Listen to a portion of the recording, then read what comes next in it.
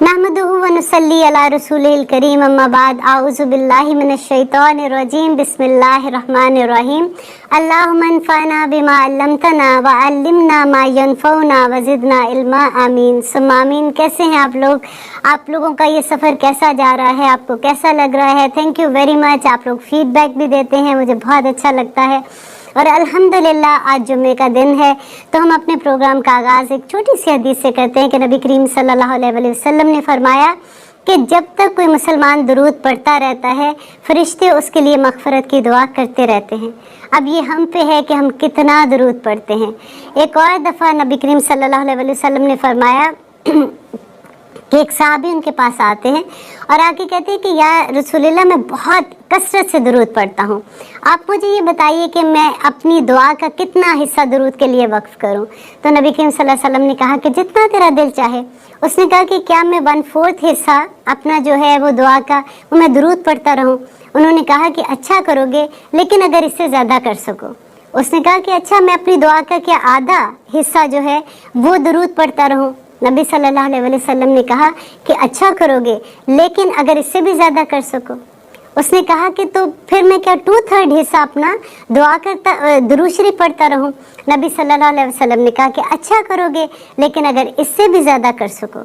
तो उसने कहा कि मैं पूरा हिस्सा अपना दुआ का जो है वो दुरूद पढ़ता रहूं। तो नबी करीम सल्लल्लाहु अलैहि वसल्लम ने कहा कि ऐसा करना तुझे दुखों, मुसीबतों और गमों से दूर कर देगा और यही तेरा इलाज होगा।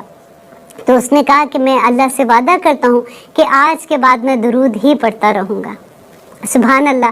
और जिब्राइल अलैहिस्सलाम एक दिन नबी करीम सल्लल्लाहु अलैहि वसल्लम मदीना मस्जिद में आते हैं, तो उनका चेहरा खुशी से खिला हुआ है। तो सहाबा पूछते हैं कि आज क्या बात है, आज बहुत खुश हैं। तो नबी करीम सल्लल्लाहु अलैहि वसल्लम ने कहा कि जिब्राइल अलैहिस्सलाम आए थे और उन्होंने कहा कि मैं आपकी उम्मत के लिए आपको खुशखबरी देता हूँ कि अल्लाह सुब्हान ताला ने कहा है कि जो आप पे एक दफ़ा दुरूद भेजेगा, अल्लाह सुब्हान ताला 10 मरतबा उस पर अपनी रहमतें भेजेंगे। और जो एक दफ़ा आप पे सलाम भेजेगा, अल्लाह सुब्हान ताला उस पर 10 बार सलाम भेजेंगे। आप देखें कि अल्लाह हम पे अगर हम एक दफ़ा दुरूद पढ़ते हैं तो अल्लाह सुब्हान ताला खुद हम पे सलाम भेजेंगे। अल्हम्दुलिल्लाह।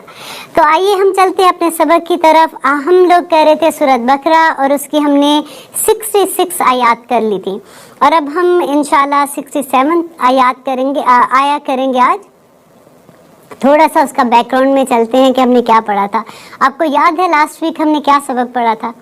हमने वाक़े सब्त के बारे में पढ़ा था, और उसमें ये था कि बनी इसराइल को अल्लाह सुब्हान ताला ने ये हुक्म दिया था कि हफ्ते के दिन उन्होंने इबादत का दिन रखना है और उन्होंने कारोबार नहीं करना। वो करते क्या थे, क्योंकि वो दरिया के समंदर के पास रहते थे, वो मछलियाँ पकड़ते थे, उनको बेचते थे, उनको कारोबार था। अल्लाह सुब्हान ताला ने हफ्ते के दिन, जैसे आप ये सोच लें कि जो जुम्मे का दिन होता है उसकी मगरिब का टाइम एंड फिर हफ्ते का मगरिब का टाइम, यहाँ तक उनका इबादत का टाइम था।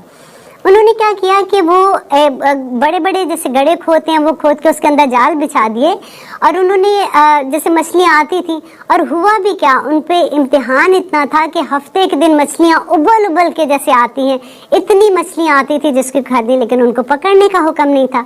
तो वो जाल बिछा देते थे, मछलियाँ उनमें आ जाती थी और पानी निकल जाता था, और हफ्ते का दिन गुजरता था, इतवार के दिन सुबह जाके मछलियाँ पकड़ लेते थे।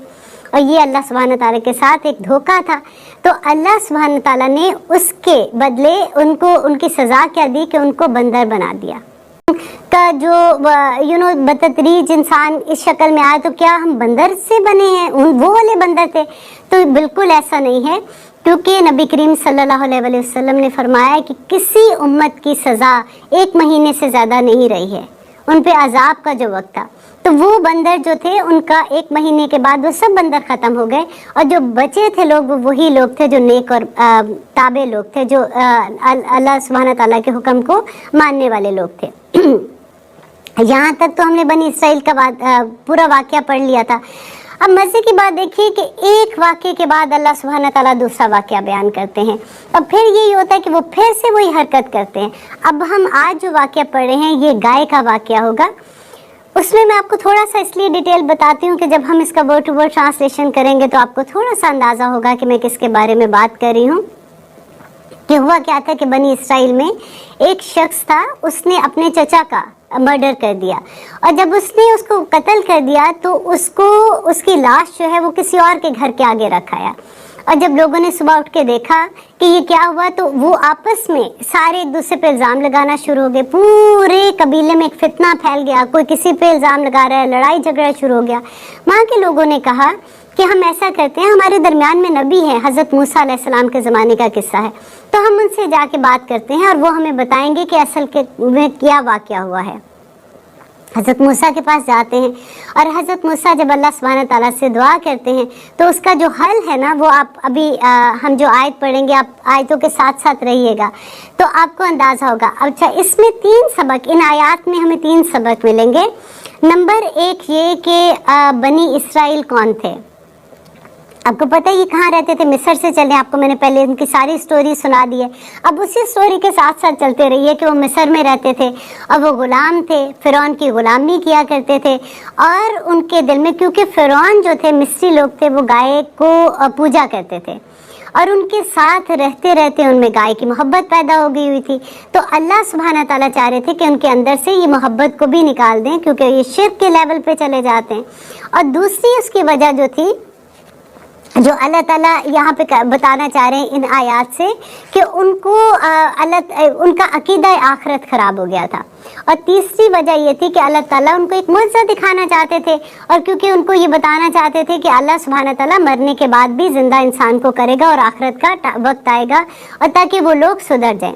اب پوری آیات کو اسی طرح سے لے کے چلے گا، اور انشاءاللہ میں آپ کو اس کی ڈیٹیل بھی بتاتی رہوں گی۔ آپ اپنے